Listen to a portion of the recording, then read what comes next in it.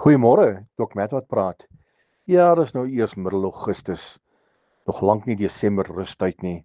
Almal weet as Desember aangebreek het, is almal moeg en gedaan en dan wil almal net rus en net bietjie ontspan en heerlik vakansie hou en die feesseisoen ingaan. Maar daar's nog so eentjie, nog so laaste stoot voordat ons daar gaan kom.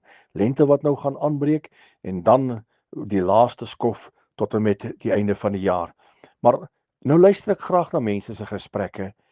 Almal wat met wie jy gesels sê vir jou, ek is moeg, ek is gedaan, ek kan nie meer nie, ek is moeg vir die probleme by die werk, ek is moeg vir die probleme met my kinders, moeg met probleme rondom my finansies, my gesondheid, almal klaar, moeg, moeg, moeg.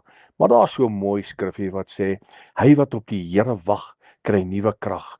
Hulle vaar op met vleuels soos die van die arende, hulle hardloop, hulle word nie moeg nie, hulle wandel, hulle word nie mat nie.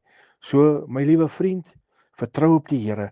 Hy is een wat jou krag gee, hy is een wat die moegheid wegvat, hy is een wat jy sal deurdra tot en met jy ordentlike rus kan kry.